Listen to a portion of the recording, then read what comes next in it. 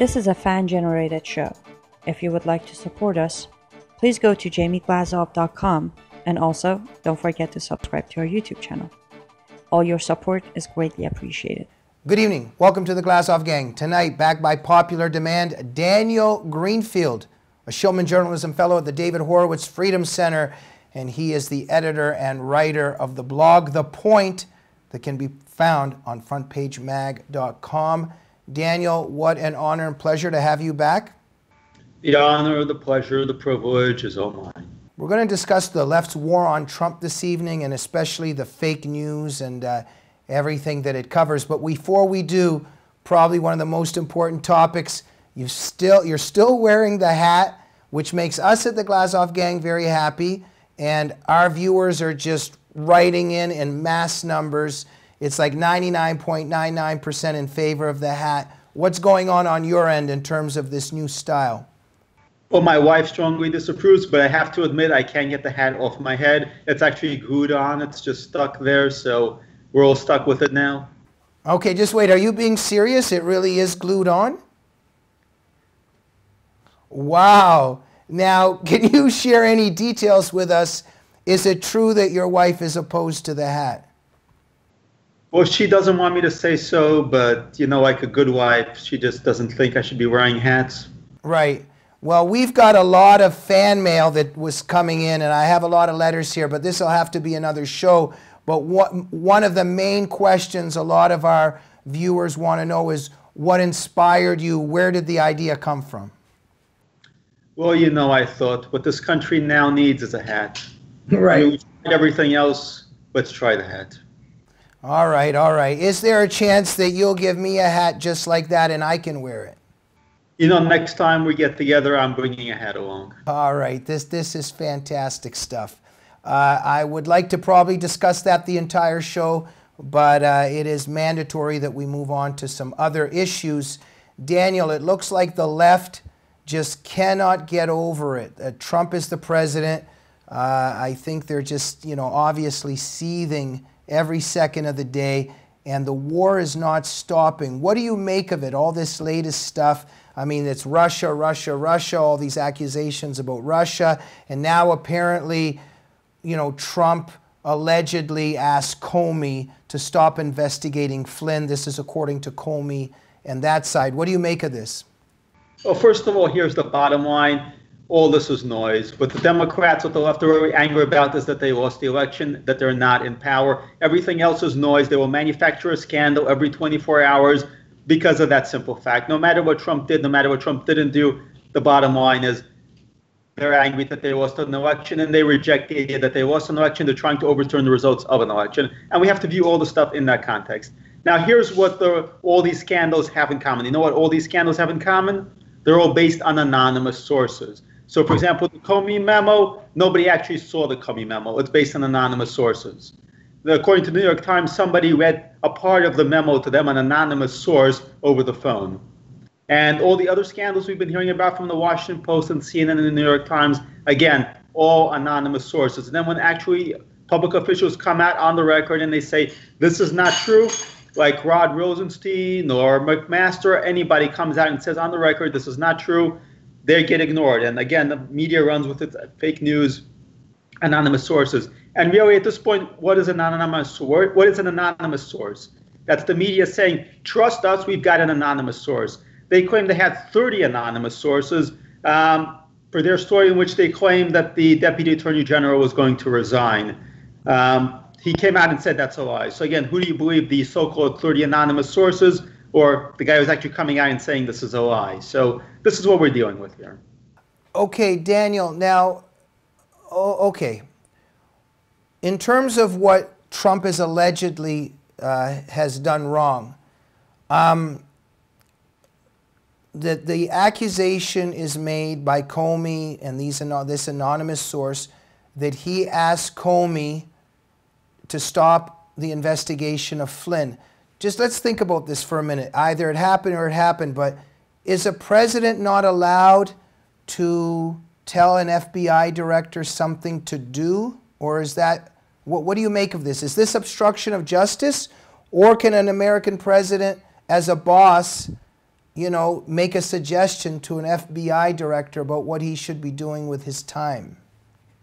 Well, first of all, Comey testified under oath back when he was FBI director that this never happened, that he never faced any political pressure to wrap up an investigation. So Comey is not technically saying this now. This is supposedly a memo that he wrote that some anonymous source read over the phone to the New York Times reporter and his dog. So we don't know that the last part even happened, but Comey did testify under oath that it never happened at one point. Well, on CNN the other night, they're like, oh, you know, this is impeachable territory now. We're on some kind of impeachable territory. Why is it impeachable territory, even if hypothetically something close to that may have happened? What's impeachable allegedly here? Well, first of all, they've been screaming impeachment since five minutes after Trump won the election. They've been saying that he's going to be impeached before he even took office, which is quite a new record.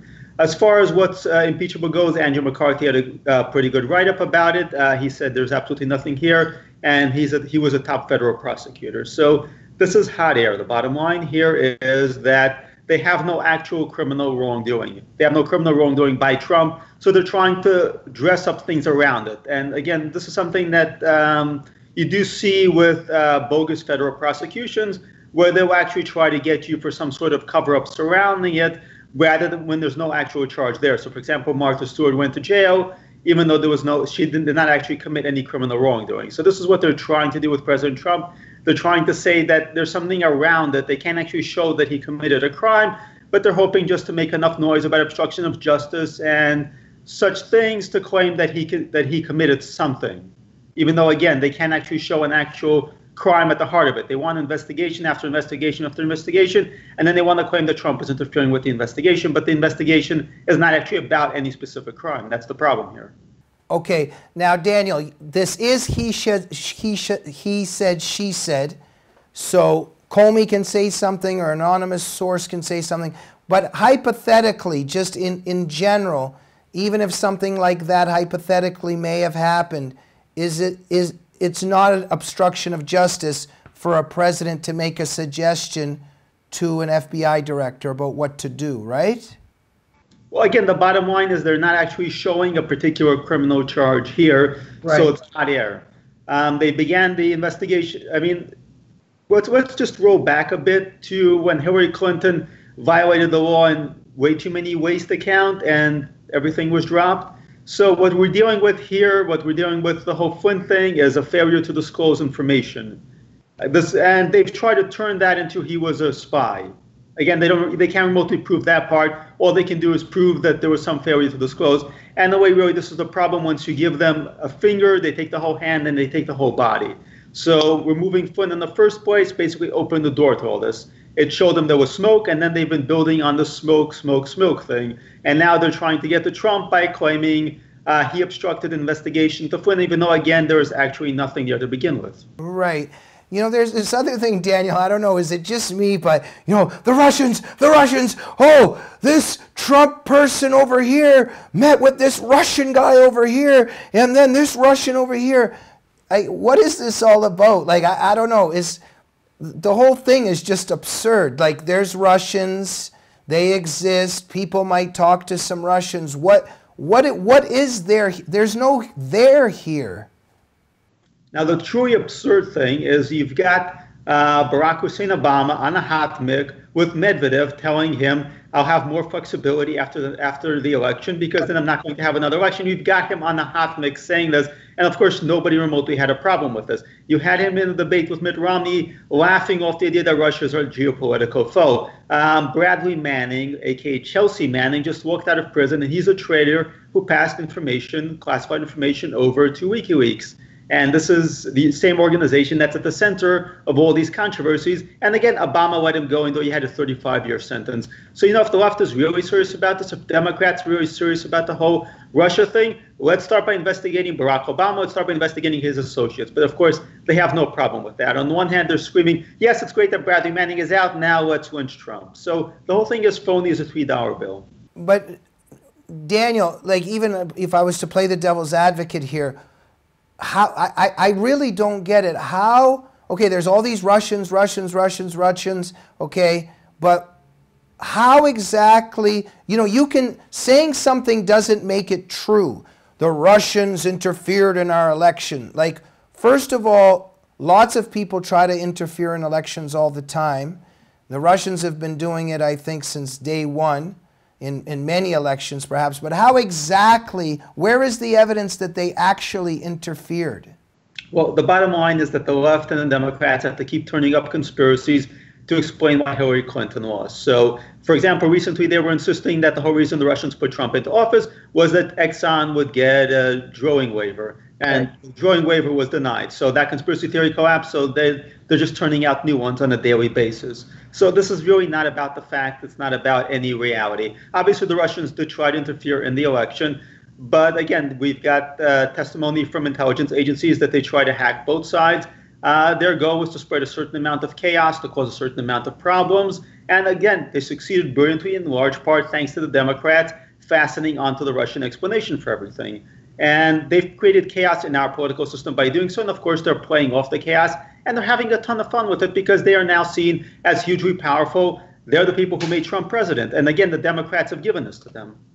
Daniel, in terms of a president involved in telling people not to investigate crimes, you know, I think back to the Obama administration, you know, Lois Lerner over at the IRS pleading the fifth several times. I mean, we've got Fast and Furious, we've got Benghazi. We had all kinds of things that were really supposed to be investigated.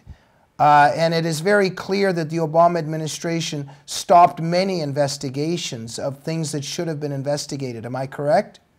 Absolutely. And what's even worse is that they turned the Justice Department into a war against police departments, against police forces, and against local citizens. And we're still trying to recover from the legacy of that under Attorney General Sessions, who is trying to reorient the Justice Department back to actually fighting criminals instead of aiding criminals. And frankly, that's much worse than anything that's been alleged about Trump.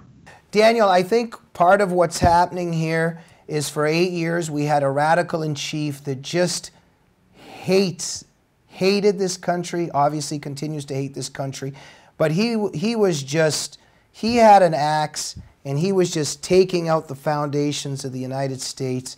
He was humiliating America, he was enabling the enemies of America and just attacking America on every front, and the left was in ecstasy. And now we've got an American president who represents, I think, in many respects, the American idea. He loves America. He wants America to shine. I think the left is just seething with fury at this reality.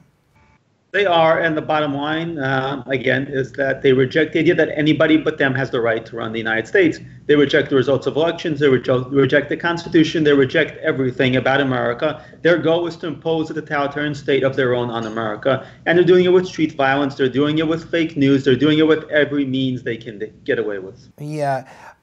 Daniel, before we go, for those viewers that are worried about Trump, that love Trump, and I have to admit I'm one of the individuals that does like Trump very much. Can we sleep at night? What are the chances that the left might really take him down in terms of what we see happening here, or we can sleep soundly? What do you make of what's happening? You know, I'm going to give a simple common sense recommendation to viewers of the Glazov Gang. Turn off CNN, turn on the Glazov Gang. Don't get wired into this constant barrage of media stories and hit pieces, because, you know, they tend to go away if you wait a bit, because there's actually nothing there. There's really, really nothing there. And they're going to just keep hitting you over and over again with them. And if you keep watching this, if you go to Google News, if you turn on CNN and you see these guys screaming hour on the hour, it's going to drive you a bit crazy. So it's just unhealthy. It's not good for your mental health. It's not good for your digestion to watch the stuff or to read the stuff on a constant basis. There are professionals who actually do this for a living, and they have special hats. They'll let them do this properly and keep the crazy out. My favorite part of your answer was there was something about turn off CNN and watch the Glazov Gang. I really like part of that answer. Daniel, in other words, impeachment proceedings are not going to start because of what's being discussed right now, right? Well, again, if the Democrats actually manage to make inroads in Congress in the next election, then yes, of course, they'd love to start impeachment proceedings. They will impeach, at that point, they'll start impeachment proceedings against President Trump for killing a fly or for anything, because, again, this is how they operate. But until they actually have a lot more power in Congress and can attract anything more than a few rhinos and frankly, scumbags like McCain or Amash, this isn't going anywhere. Okay, Daniel, thank you so much. Look, I have to, I'm accountable to our viewers because we're getting masses of emails, so many tweets. I have to ask you also another question. A lot of our viewers are asking a lot of questions about your hat, but they're also asking why you tend to sit in the corner during our shows. Can you at least give our viewers a hint about why you're choosing the corner lately? Because, you know, we're backed into a corner. We conservatives have been backed into a corner by the left's culture war. Also, the corner is pretty comfortable in this case. Right, right. Okay, so there's always meaning in everything you do, right? Of course there is. All right, I'm going to... Meaning. Pardon? Deep hidden meaning. Okay, don't be surprised when on the next time I interview you, I'm going to be in a corner as well. I have to talk to my producer, Annie, about that, though, okay? Okay, we can both be in the corner. Okay, Daniel, you're one of the best. They don't even make people like you anymore. Thank you so much. Thanks for having me on. Okay, thank you, ladies and gentlemen. Make sure to read Daniel Greenfield at The Point at frontpagemag.com, the best blog on the internet. And make sure you support the Glazov Gang at jamieglazov.com. We're a fan-generated show, and we need your help. And make sure you subscribe to the YouTube channel of the Glazov Gang. Good night.